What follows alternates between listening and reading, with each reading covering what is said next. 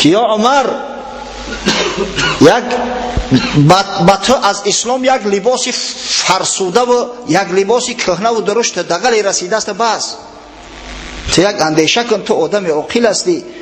آیا می شود در حق ذاتی که حکیم است، خچ حکیم گفته است، ما گوییم که همه کار به مشیت اوست، گناه بندگان به مشیت اوست، شراب نوشی شراب نوشان به مشیت اوست، زنای زناکاران به مشیت اوست، پس ما در حق خالق یکتا ظلم روا نمیبینیم؟ به خود بیا، چشم بکشا. این همون مزخرفاتی همین غیلان دمشقی است.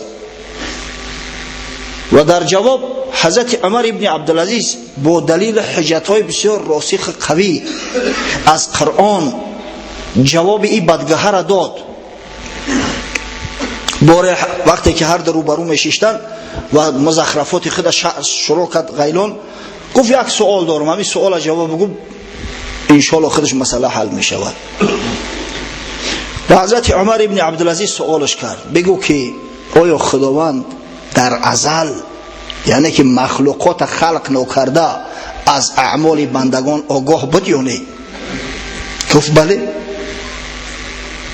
پس گفت این چی ادعا است؟ آخه رو درگور، خداوند در ازل حال مخلوقات را خلق نکرده، از اعمال بندگی کلگیش آگاه بود. پس با چی ادعا میکنی؟ چخیل میتونه که انسان مخلوق عمل خودش باشه؟ آخه انسان که مخلوق عمل خودش باشه، خداوند در ازل از کجا از افعال او آگاه بود که او چه کارها میکند، عاقبت الامر به کجا میرود؟ میگم غیلان خاموش شد. بار دیگر وقتی که فتنه برداشت در دمشق، همه عقیده های باطله خودش پخش میکرد، سخن به عمر ابن عبدالعزیز رسید، احضارش کرد. وقتی آمد گفت تو چی در میانی مردم سفسطه گویی میکنی، چی پهن میکنی؟ گفت هیچ، سخنی خدا را. گفت مثلا یعنی چی؟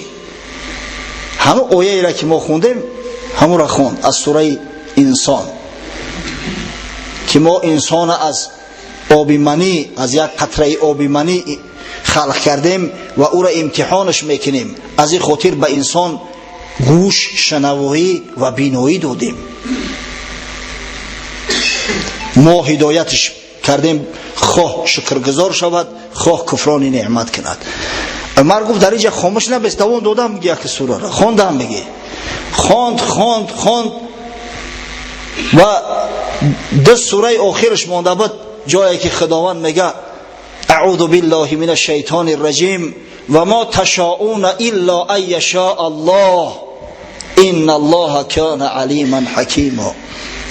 شما هیچ اراده کرده نمیتوانید، هیچ عمل از شما واقع نمی شود مگر آنچه که خدا خواسته باشد.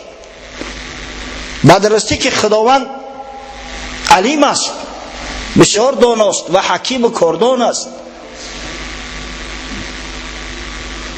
یدخل کل شیء فی رحمته، هر چیزی را که بخواهد در رحمت خود، یدخل من یشاء فی رحمته، هر کسی را که میخواهد، هر کسی را اراده میکند زیر رحمت خود میگیرد. هر کسی را که اراده رحمت نکرد در ضلالت و گمراهی باقیش بمونه، جاهل میشود و کافر میشود و میرود. تمام گفت با پاسخ سوال گرفتی، رو درگوست چرا یک آیت هم میخونی و آیت های دیگر اعتنا نمیکنی؟ اینا جنبستش کرد خداوند. و ما تشاءون الا ان یشاء الله، از دست شما هیچ کار نمی آید مگر چیزی را که خدا خواسته باشد، مگر چیزی را که در اون مشیت الله رفته باشد.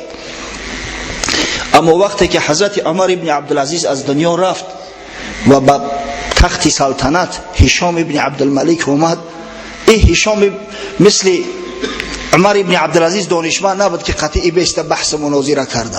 از همه خاطر وقتی دید که دست بردار نیست از عمل فسق و فجورش، در سال 105 هجری دانشمندان را دعوت کرد، از جمله امام اوزاعی را، امام شام، امام مسلمانان را دعوت کرد.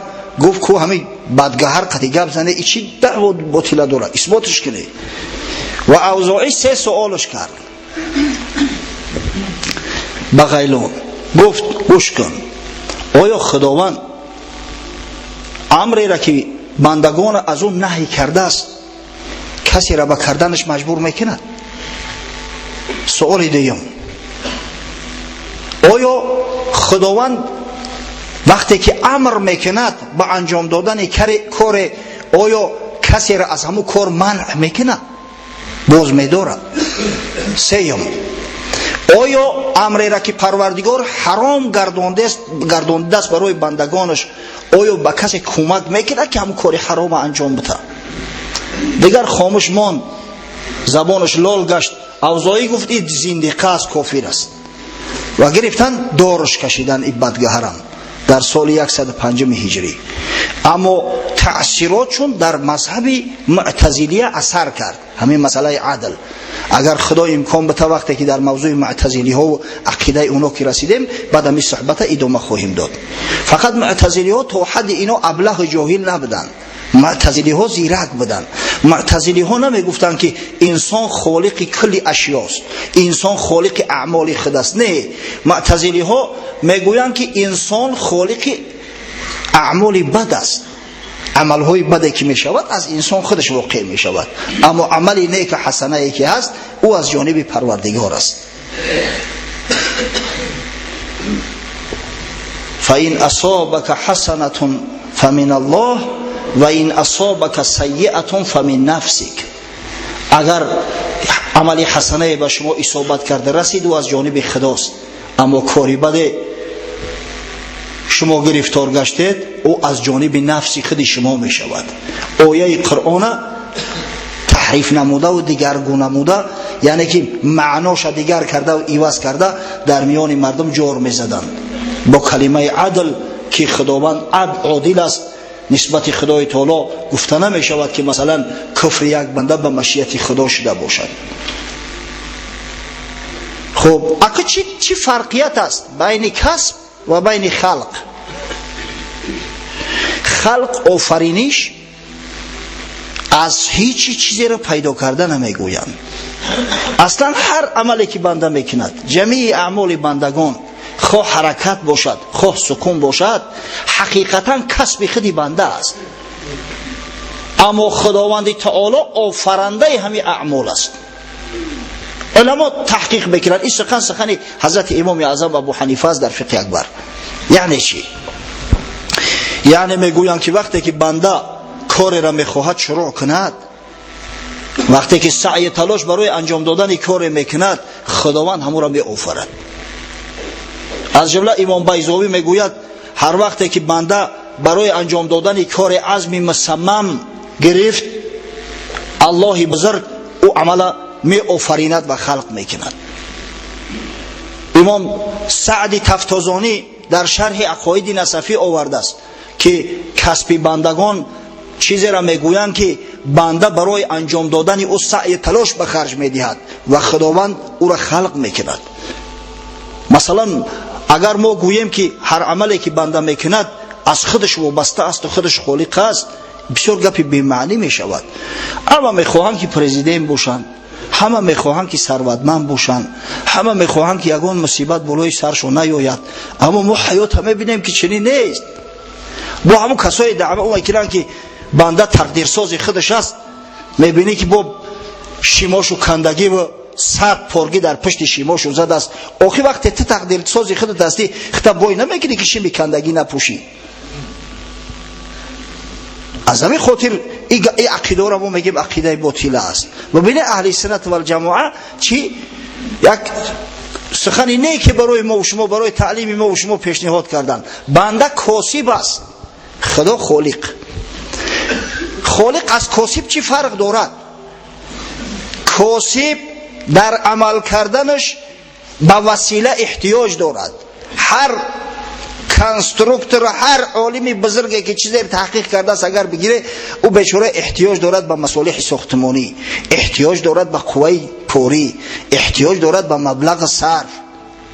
اما خالق احتیاج به چیزی ندارد، به یک امریکان پیدا شد همه چیز پیدا میکند. همه الیومین و رزین و اشیاهایی را که مثلا در ساختمان سمالیات یا در ماشین استفاده می شود، همه او را خالق خلق کرده است. اما کاسب او بنده ای که همون ماشین را درست کرده است، از همون اشیا استفاده برده و با وسیله آن یک کسب کرد، یک عملی را انجام داد. فرق دیوم، کسب کننده هر کاری را کند به همون کارش وصفش میکنن. مثلا شخص کسبش نوشتن باشد یا فروختن یا خریدن باشد یا دوختن، به نام نویسنده، فروشنده، به نام خریدار و دوزنده یاد می شود. اما الله ذوالجلال به این نام ها یاد نمی شود. هیچ وقت به نام کدام کسب کننده و خلق کننده فلان یاد نمی شود. خالق کلی اشیا است. و نهایت تفاوت سیمی که علما گذاشتن بین خالق و کاسب، کاسب همیشه محتاج خالق است، همیشه، در همه اعمال، در همه کار، در صورتی که خالق احتیاج به کسی نداره، صمد است. انشاءالله با فکرم اندک روشن شد، نه؟ خب اگر به احادیث نگاه میکنیم که پیغمبر صلی الله علیه و سلم چی نوع در مسئله تقدیر سخن گفته است. امام مسلم روایت میکند از حضرت عبدالله ابن عمرو ابن عاص رضی الله عنهما: سمعت رسول الله صلی الله علیه و سلم یقول: كتب الله مقادير الخلائق قبل ان يخلق السماوات والارض ب50,000 سنة قال وعرشه على الماء. پیغمبر خدا صلی الله علیه و سلم میفرماید خداوند تقدیر تمام خلایق را، از انس جان و از تمام مخلوقات، 50,000 سال قبل از آفرینش آسمان و زمین الکی خلق کرد. 50,000 سال قبل از آفرینش آسمان و زمین الکی تقدیر تمام خلایق، مقدار عمل همه خلایق، همه را تقدیر بندی کرده است، همه را آفرید است، نوشته است در لوح محفوظ.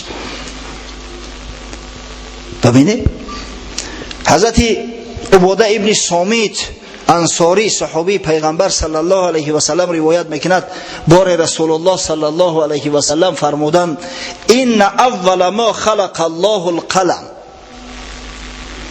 بدرسته اول چیزی که خداوند خلق کرده است قلم بود. فقال اکتب، پس امر کرد به همون قلم آفریدش بنویس. قال ما اکتبو، قلم گفت پروردگارا چی بنویسم؟ قال اکتب القدر ما کان و ما هو کائن الی الابد. گفت تقدیر بنویس، هر چیزی که هست و هر چیزی که می شود تا ابدا، تا به انتها را، هر چیزی هست بنویس. علم خدا انتها نداره و قلم همه را ثبت کرده است، الکی نوشته شده است. رفعت الاقلام و جفت الصحف.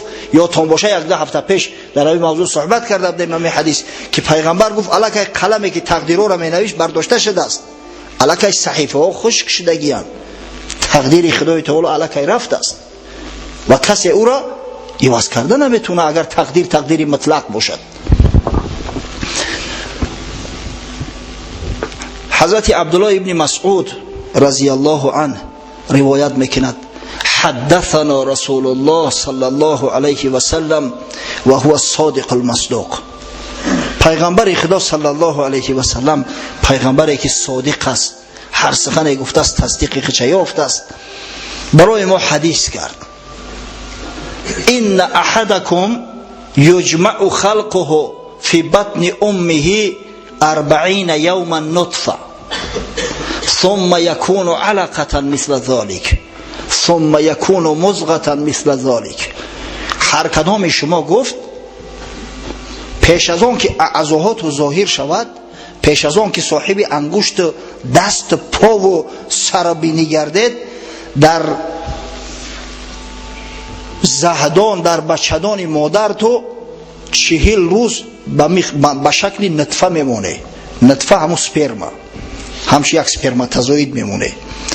بعدا همون نطفه به علقه، به خون بسته مبدل میشود، همین مقدار با 40 روز دیگر. بعد در 40 روز دیگر آهسته آهسته خون بسته مضغه میشود، یعنی گوشت پاره میشود. ثم یرسل الملک فینفخ فیه الروح و یؤمر ب4 کلمات. بعد میگه یک ملائکه از جانب خدای تعالی متصدی میگردد، فرستاده میشود. در همو گوشتپاره 120 روزه که الکی کم کم انگشتاش دیار شده است، نمودش ظاهر شده است، روح میدمد، روحی را که خدا خلق کرده است و امر کرده می شود با نوشتن 4 کلمه.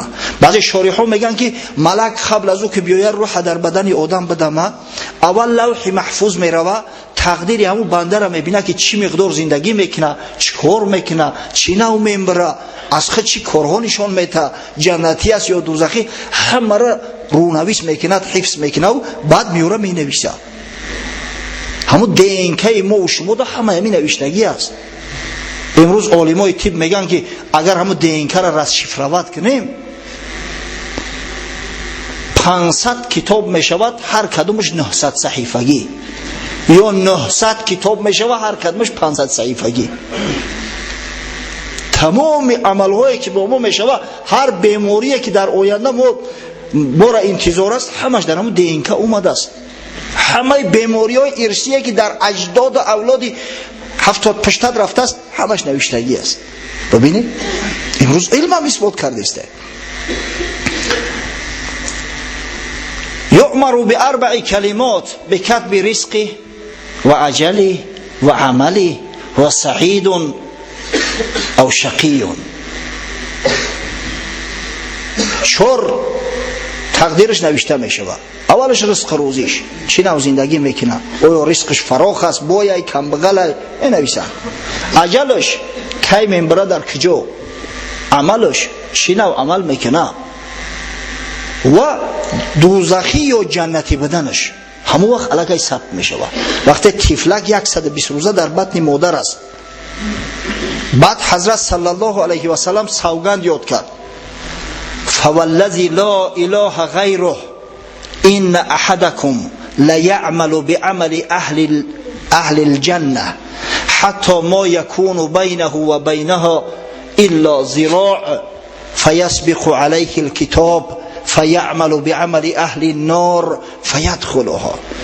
قسم به خدایی که غیر او معبود بر حق نیست، هر کدام شما بندگان یا یک نفری شما مثلا عمل جنتی ها را میکند، همین قدر شخصی صالح و خوبی هست، همین قدر خدا ترس خدا پرستی هست که بین او و بین جنت 1 ذراع بیش مسافه نمونده است، همین فقط همین جان دادن مونده است، همین جان بده درست جنت میروه. اما اگر خدای تعالی او مرده که دوزخی نوشته باشد، یک وقت کار رنگی دیگه میگیرد، دست به فسق و فجور میزند، بدگهر میروه، نصرانی میشود، یا از این بدتر زردشتی میشود و عمل دوزخی ها را انجام داده و راست به قعر جهنم میروه. همین چیزا ما در حیات میبینیم. حجت به گرفتن نام ها نیست، اینه که برای زیرکا همه اشاره کفایه میکنه. و این احدکم لیعمل بعمل اهل النار حتی ما یکون بینه و بینها الا ذراع فیسبق علیه الكتاب فیعمل بعمل اهل الجنه فیدخلها. و یک نفری هست که عمل دوزخی ها را میکند، شراب نوش است، زناکار است، فاسق است، فاجر است. خداوند در لوح محفوظ نوشته است که همین آدم جنتی است. یک وقت میبینه که کتاب کار میته، اصلاح میشود، توبه میکنه، رو به سوی خدا میارد، خدمت‌های ارزنده میکند، در راه خدا به شهادت میرسد، راست جنت میره. انما الاعمال بالخواتیم، در جای دیگر اومده است که همه عملها به خاتمه شو دانسته میشود. پس تقدیر از جانب پروردگار است، او تقدیر را بدل کرده نمیشود. او چیزی نیست که او را بدلش کنید. میگن که ما نعوذ بالله ما قادر هستیم که تقدیر خدا بسازیم، هر انسان تقدیر سازی خدا است. سبحان الله. همین شخصی که ماشین میزنش کوره میگه، از راه گذشت ماشین زدش، بعد مردم طعنه میزنن، آخه جوانمرگ اول نگه نمیکنی پیش قفوت، بعد این راه بگذری. و وقتی او قضا اومد در تقدیرش نوشتگی است، کور میشود. چون قضا آید شود دانش به خواب، مه سیاه گردد بگیرد آفتاب. و وقتی قضا اومد او علم دانش در سرت سبیل میمونه. آفتاب روشن هم میبینی که پیشش حجاب گرفت یا آفتاب گرفتنش دنیا هم تاریکستان شد. این قضا ابر بود خورشید پوش، شیر اژدرها شوند زو همچو موش.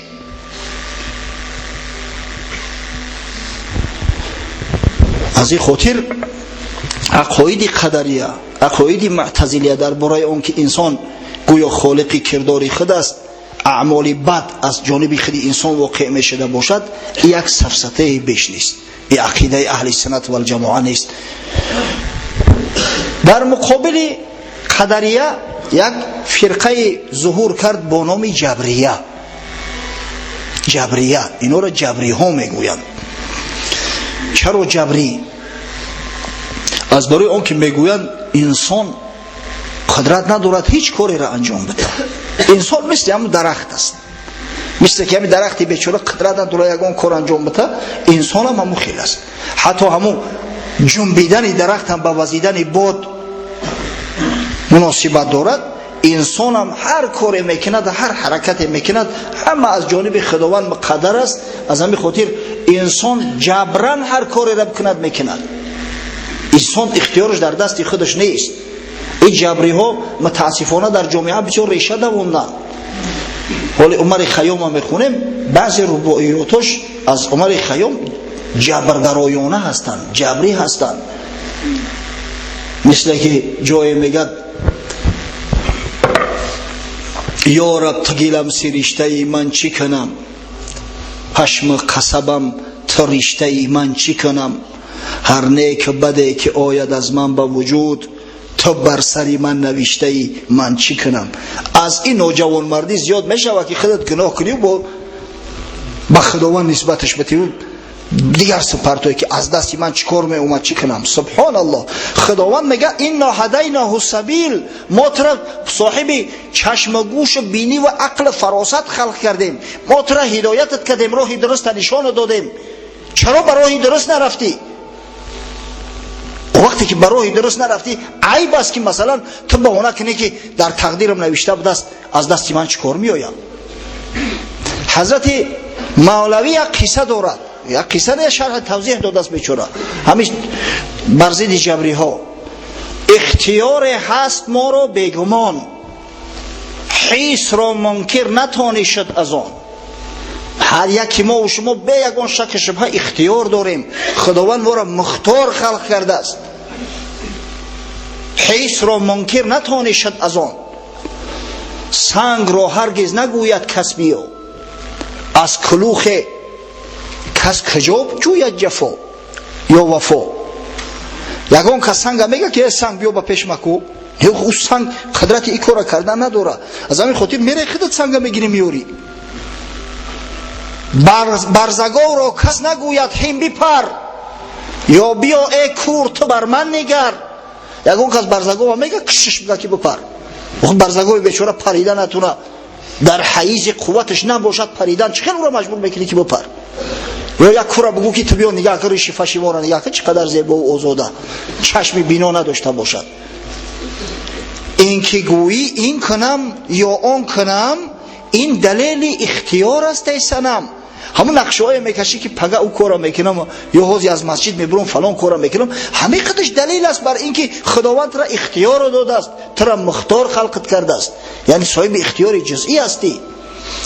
جمله قرآن امر نهی است وعید، امر کردن سنگ مرمر را که دید.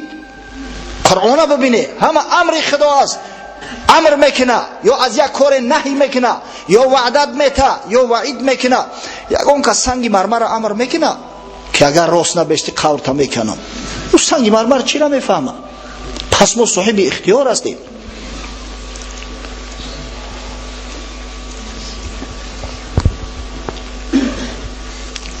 گفت دزد شحنه را که پادشاه، آنچه کردن بود او حکم اله. یک دزد شحنه میگیره، شحنهش پلیس میگیره شکر.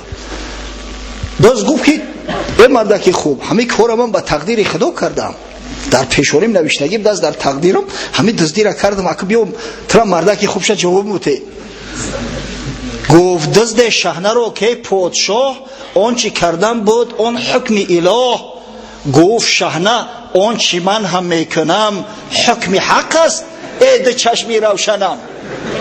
شحنه هم گفت جانم صدقه اکه من با حکم خدا عمل میکنم، بدگه روز میگیرم دسته میبرم کلته میکنم میپرتم، همین هم با حکم پروردگاره.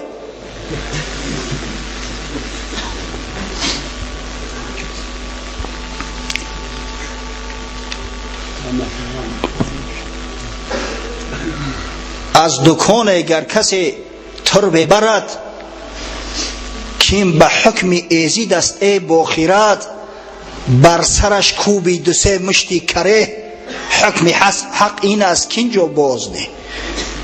هم یا تربک یا کس بیا یا بگیره یا دکان که تقدیر خدا بدست، همین رزق روزی مورا خداوند به همین دزدی معین کرده بدست، صاحب دکان میخواد سه چهار مشتش میزنه که رو تو سیا حکم خدا ای است که در همجا جاش مون این مال من ایت نیست. بر یک تربه چه این عذر ای فضول می نباشد پیش بقال قبول، چون بر این عذر اعتماد میکنی بر حوالی اژدهای میتنی. ای مرده که به عقل یک اندیشه کن، برای یک ترب که یک سوم قیمت نداره، وقتی که همین عذریت در پیش بقال قبول نیستی بگوی به حکم خدای میزنه دندونات میده میکنه، تو چه خیل به امید همین عذر میشه که فرد روز قیامت خداوند بگه که هیچ بنده چرا عمل نکردی، بگوی که پروردگار رو در نصیبم تو کرده بدستی تقدیرم تو تعیین کردی، چون بر این عذر اعتماد میکنی بر حوالی اژدهای میتنی. از این خاطر علمای اهل سنت و الجماعه گفتن لا جبر ولا تفویض ولکن امر بین الامرین. در اسلام نه جبر است نه اختیاری مطلق، بلکه امر یک کار است بین این دو کار. یعنی که خداوند ما را صاحب اختیار کرده است، اما اختیاری ما اختیاری جزئی است. ما خالق اعمال شده نمیتونیم اما کاسب اعمال شده میتونیم. ببین این اختیاری جزئی انسان چقدر بلند پرواز کرد. انسان از خسکپه و نمیدونم از غارهایی که در کوه کنده میشدن با کیهان برآورد. آن همون اختیاره که جزئی، همون اختیاره که اندک که خدای تعالی برای ما و شما داده است. امروز علم به حد ترقی کرده است که ای خونت میشینی با تمام عالم گپ میزنی، توسط آینه نیلگون تمام عالم همش یک خانه شده است، اهمیت بهت نمیره. تمام دنیا دیگه یک خانه شده است، یک مکان شده است. اما قدری که ولی تکنیک زورش نمیرسه کمتر قفا مونده است، در پای 3 روز به مسکو را میره و ایلا با تلفن در 1 ثانیه در مسکو میرسی، یا که در تلویزیون هر لحظه مسکو را میبینی یا تمام دنیا را میبینی. همه دنیا به حیث یک خانه و یک شهرک شده است. همه را ببینه به همون اختیاری جزئی که خدای تعالی برای بندگانش داده است انجام دادن مردم. پس ما نمیتونیم بگیم که سبحان الله این قدری خدا به دست بنده اختیار نداره و بنده جبران هر کاری را میکنه. انسان البته که از درخت فرق میکنه، حتی از حیوان ها فرق میکنه، زیرا انسان عقل دارد. خدای بزرگ در قرآن عظیم شان تاکید میکند ان عرضنا الامانه علی السماوات والارض والجبال. ما میگه امانت عرض کردیم بر آسمان ها، بر زمین، بر کوه ها. غیرت نکردن، قبول نکردن، هیچ کدومش قبولش نکرد. و اشفقنا منها، ترسیدن میگه از قبول امانت. و حملها الانسان انه کان ظلوما جهولا. این امانت انسان میگه به خود گرفت. امانت یعنی هم تکلیف خدا را بدرستی که این انسان میگه ظلوم است، یعنی عدل نداره، و جهول است یعنی که نادان است. اما علمای تحقیق بگویم که ظلوم است، عدل ندارد، اما امکان عدالت کردن داره. جهول است، نادان است، اما امکان علم دانش پیدا کردن دارد، زیرا خداوند براش اختیار داده است و خداوند هدایتش کرده است و خداوند براش پیغمبرها فرستاده است و خداوند براش کتابها فرستاده است. همه در قوت توانایی بشر هست. از همین خاطر در مسئله تقدیر قول اهل سنت و الجماعه همو است که نه جبر است نه تفویض، بلکه یک امر بین امرین. ما میگیم خالق کلی اشیا الله ذوالجلال است و کسب کننده انسان است. انسان میتواند کسب کند، قدرت کسب کردن دارد. در احادیث آمده است حضرت یک حدیث اندک برای بعضی‌ها مشکل بوده است، اوزی برای تو بیان میکنیم ان شاء الله بشرحش میدیم، برای که در همین موضوع سوالم کردن. من از خودم از پیش خود مثلا یک موضوع را نمیگم، وقتی میبینم که در جامعه بسیار تشویش فراهم می‌آورد، سوال و جواب در اطرافش زیاد میشود، بعد اون موضوع را مطرح میکنیم. حدیث است متفق علیه، بخاری و مسلم روایت کردند، اما این لفظی که ما میگیم از مسلم است، مفصل تر آورده استش. حضرت ابو هریره رضی الله عنه راوی امت اسلامی از پیغمبر خدا صلی الله علیه و سلم روایت میکنند: احتج آدم و موسی علیهما السلام عند ربهما. حضرت رسول الله صلی الله علیه و سلم میگویند آدم و موسی علیهما السلام در نزد پروردگار بحث کردند.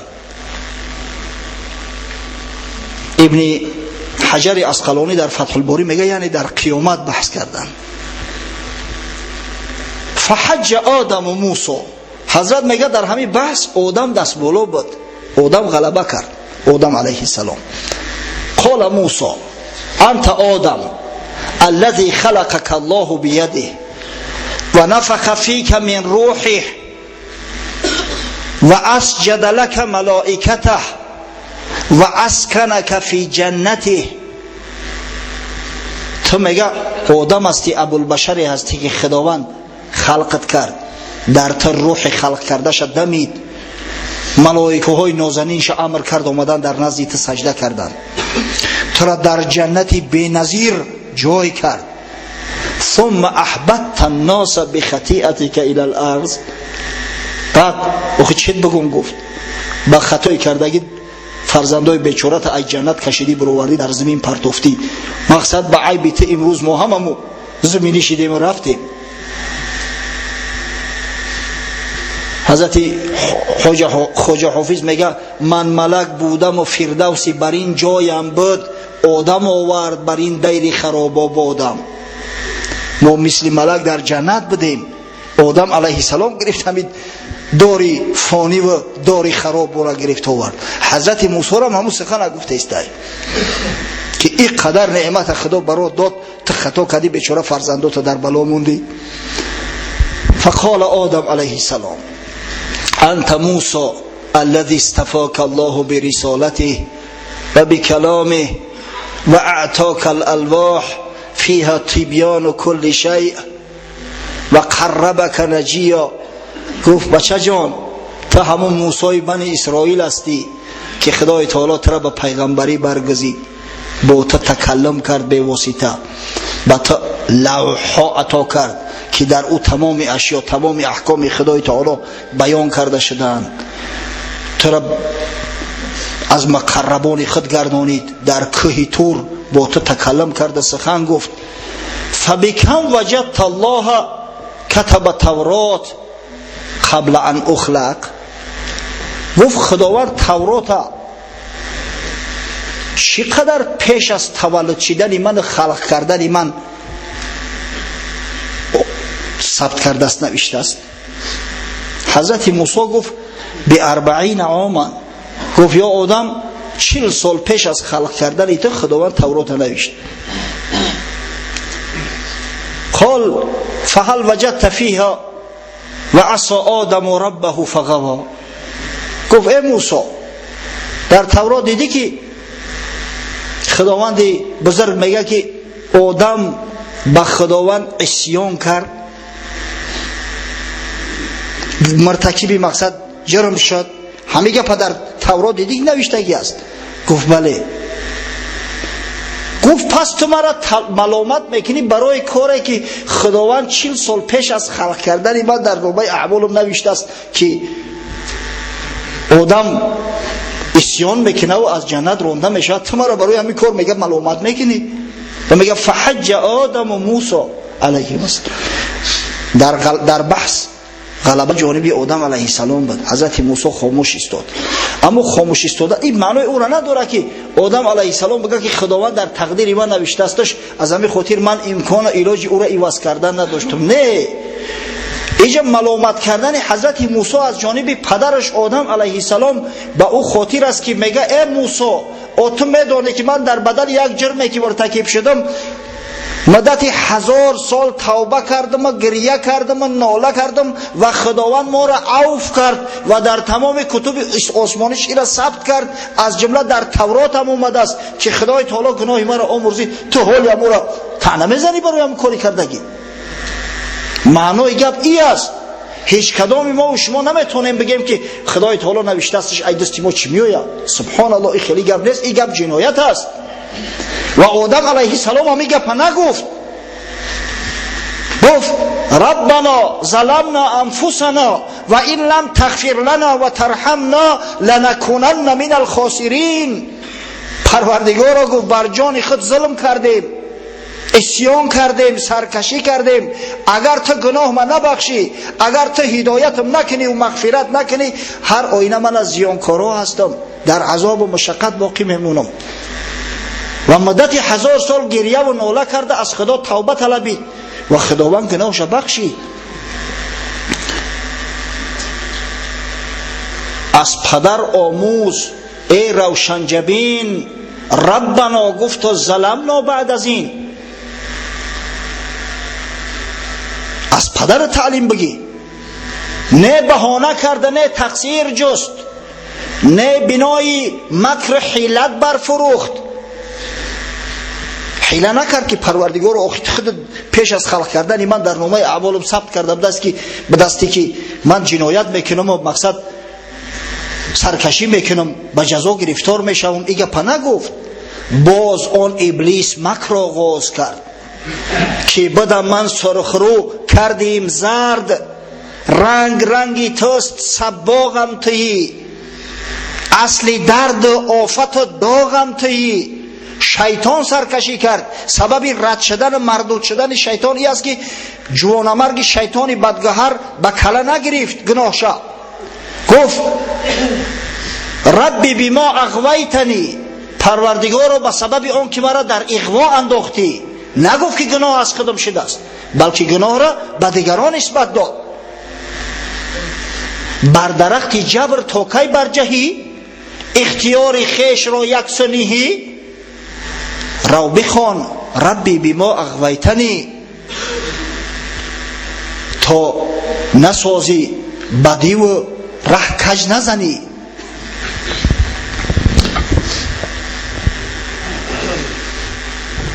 پس هر کس ادعا میکنه که در نامه اعمالم همین خیلی نوشته بوده است، از همین خاطر برای معلومات نکنه، او پیروی شیطان است، پیروی رحمان نیست، پیروی آدم نیست، پیروی موسی نیست، پیروی محمد نیست، بلکه پیروی شیطان است. زیرا این سخن خودش سخن شیطانی است و همه عمل شیطانی محسوب می شود.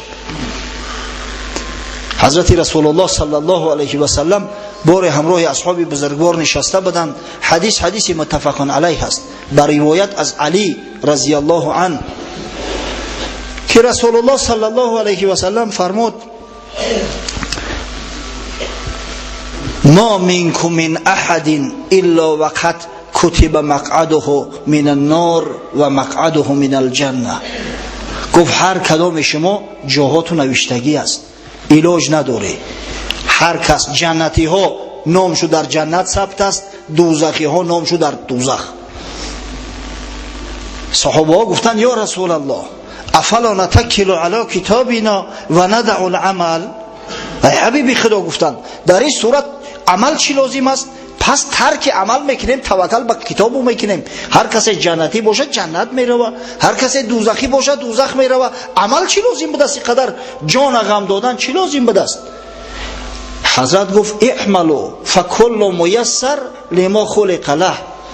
شما عمل کنید، به هر کس همون عمل میسر میگردد که خداوند برای همون خلقش کرده است. فاما من کان من اهل سعاده فییسر لعمل اهل سعاده. هر کسی را خداوند جنتی کرده است، جنتی خلقش کرده است، برای او عمل جنتی ها میسر می شود. ساعتی نماز اومد، نمازش می خواند، وقتی فرض در ذمه‌اش است بیقرار می گردد، روزش می دارد، امکان پیدا کرد حج خانه خدا را انجام می دهد، زکات مالش می پردازد. همه عمل ها عمل جنتی ها است و خداوند پیغمبرای بزرگش ما و شما را خبر کردیان. پس به هر کسی که عمل جنتی ها میسر گردد، یعنی هر کسی را خداوند جنتی گردانده باشد، به او عمل جنتی ها میسر می شود. و اما من کان من اهل الشقا فییسر له عمل اهل الشقاوه. اما هر کسی که اهل دوزخ است، همه عمل دوزخی را دوست می دارد. دست به فسق و فجور می زند، دست به حرام و حلال می زند. اگر نصیحتش کردیم میگه در تقدیر من خیلی نوشتگی به دست، از دستی من چیکار می آید؟ هر نیک بده که آید از من با وجود، تو بر سری من نوشته من چی کنم؟ با همه شعار فاسقاشی دست به تاسفانه امروز. حضرت مولوی در جواب همه جبرگراها یک نظم بسیار عالی گفته است. ان شاء الله همون نظم میخونیم و وقتی نمازم شده است نماز شروع میکنیم. حضرت میفرماید اون یکی میرفت بالای درخت، میفشاند اون میوه رو دزدانه سخت. صاحب باغ آمد و گفت ای دنی، از خدا شرمی تو کو چی میکنی؟ یک مردک بالای درخت برآمده است، ملا طبیعت به دست جوان مرد، با کم کم سواد هم داشته است، دعوای عالمی هم میکرده است. میوه باغی کسی را دزدی میکند که صاحب باغ میآید و میگه اخی خونه در بلندی تو دعوا میکنی که من علم دارم، دانش دارم، ایزان هم میکشی، تو نمیدونی که همین مال کسی را گرفتن حرام است، دزدی است. گفت از باغ خدا بنده خدا میخرد میوه که حق کردش عطا. عامیانه چی مذمت میکنی؟ بخل بر خوان خداوندی غنی. تو یک عوامی بی سواد گفت چی مذمتم داری؟ باغ خدا، من بنده خدا، اگر فرمان و مشیت خدا نباشه هرگز من بالای درختی تو برآمده نمیتونم. آخه من میوه را که خدا برام رزق روزی کرده است همون را خورده استم، تو چی مذمت میکنی؟ گفت ای ایبک بیاور آن رسن تا بگویم من جوابی بالحسن. بچه‌ش امر کرد که بچه جان برا بنده بیار من جوابی را بتم کن. پس ببستش سخت آندم بر درخت، میزد و بر پشت ساقش چوبی سخت. بعد گرفت در تنه همون درخت بستش برش بست به یک چوب به یک تیغ. گفت آخر از خدا شرم بدار، میکشی این بیگنه را زار زار. این مرده که خوب گفت از خدا شرم نمیداری، برای یک کف میوه میکشیم. گفت با چوب خدا این بنده اش میزند بر پشت دیگر بنده اش. چوب حق پشت پهلو آن او، من غلام آلت فرمان او. و تو گفت عالمی دانشمندی، چوب خدا، من بنده خدا، اگر امر خدا نباشه من تر نبسته میتونم نزدت میتونم، به فرمان خدا برگای درخت نمیخلته. تو چی دعوا میکنی؟ به امر خدا زده استمد، پشت پهلوی درم از خدا است. گفت توبه کردم از جبر عیار، اختیار است اختیار است اختیار. گفت توبه کردم نکشم که حقیقتا انسان اختیار داره، اختیاری کردن و نکردن کاری را خداوند براش داده است. بعد حضرت نصیحت میکند یک مثال ای دل پی فرق بیار تا بدانی جبر را از اختیار. همین یک مثال عادی میگه براتون میارم و به همین معین میگرده که جبر چیست اختیار چی است و بینشو چی تفاوت است. دست کان لرزان بود از ارتعاش، وین که دست را تلرزانی زیجاش. بعضی شخصا به سبب بیماری یا به سبب پیر و بیمدار شدن دستاشو میلرزد، دست خشونه نگه داشته نمیتونن. و حالت دیگه‌مش اینا من مثلا دستم نمیلرزه و اینا لرزوندمش. هر د جنبش آفریده حق شناس، هر درم خدا خلق کرد، هر د به مشیت خدا است. هم جنباندن دست من اگر خدا راضی نباشه من انگوش جنباندن نمیتونم، و هم جنبیدن دست شخصی بیمار. لیک نتوان کرد این با آن قیاس، اما اینو با هم دیگر مقایسه پذیر نیستند، زیرا که این را من به اختیاری خودم جنباندم. او بیچاره بیمار اختیار نداره در کارش، جبران شدسته است. از همین خاطر در اعمال شرعی لا جبر ولا تفویض ولکن امر بین الامرین. نزد اهل سنت و الجماعه ما نه قول جبر قبول داریم نه قبل قدری ها را که انسان خالق اعمال خود است، بلکه امر بین امرین که انسان کاسب است و خداوند خالق اعمال. ربنا افتح بیننا و بین قومنا بالحق و انت خیر الفاتحین برحمتک یا ارحم الراحمین. نوردین پسر حاجی امردین دعا میکنیم. این برادر یک خیر کرده است، به حد پنهانی کرده است خیرش که باور کنه در همون سیستم پاییز که گوگل در اومدیم بعد پیداش کردیم. خداوند خیر احسانش قبول و مقبول گرداند، در نامه اعمالش ثبت سازد. در حق ثمردین برادرمون که محیب است، خداوند از جمیع بلا و آفات ارضی و سماوی نگهبانش باشد. در حق استاد حاجی شمس‌الدین دعا میکنیم که خداوند سعادت دارین نصیب و روزیش گرداند، در کسب و کار و زندگیش برکات عطا کند. در حق برادرم حاجی سفر به منزل نو کوچیده است، خداوند منزل براش مبارک گرداند، مساعدت کنه که همیشه از خونش صدای تلاوت قرآن و ذکری فرزنداش به گوش رسد. در حق برادر یک شاگرد داریم سید عطا و ایشون جمال الدین. سید عطا را وعده کردیم در حق دعا میکنیم، ایشون جمال الدین هم چه خوش کرد که ما هم همجا خوش کردیم. دعا میکنیم که خداوند از جمیع بلا و آفات نگهبانش باشه و میل و محبتشون به اسلام بازم زایی‌تر گرداند. در حق برادر حاجی سلطان و جمیع محبان، هر کسی که محب است، هر کسی اسلام دوست می‌دارد، هر کسی که محمد صلی الله علیه و سلم دوست می‌دارد، هر کسی که علما را که وارثای محمد صلی الله علیه و سلم هستند دوست می‌دارد، خداوند از جمیع بلا و آفات نگهبان